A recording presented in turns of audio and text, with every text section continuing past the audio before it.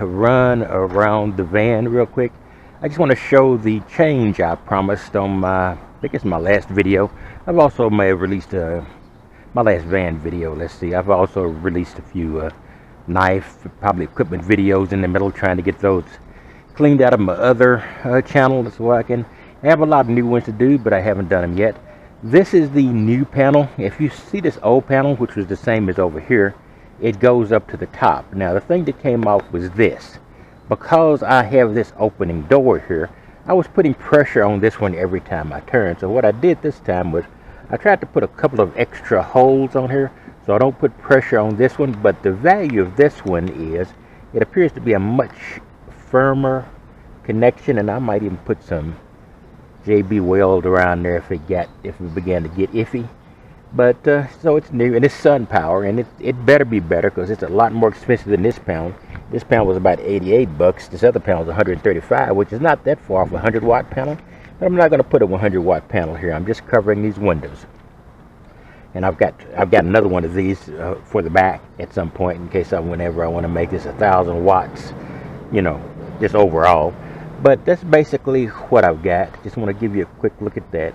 So let me pull this out, and after I slam that heck out of this door to get it to close.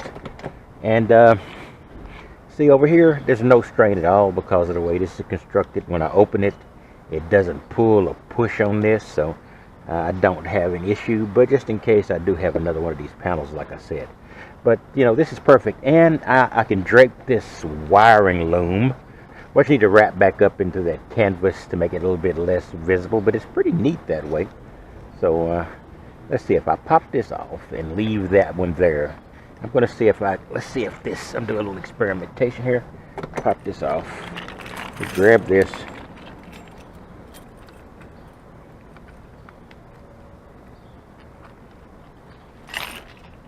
and open my door.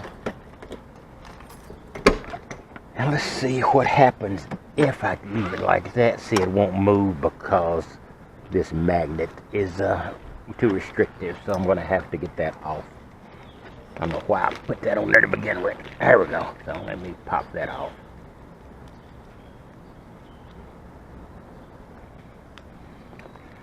So what I can do is do this, get on this hook here, and it's easily removed.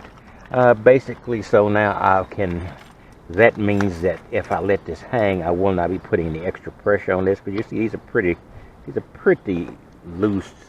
I just got to make sure that I get the weight on this hook, so it won't be stressed or strained.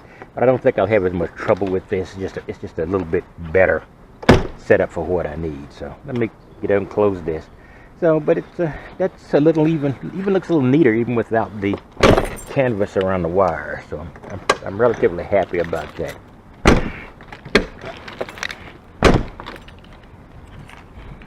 All right, let me get this thing up here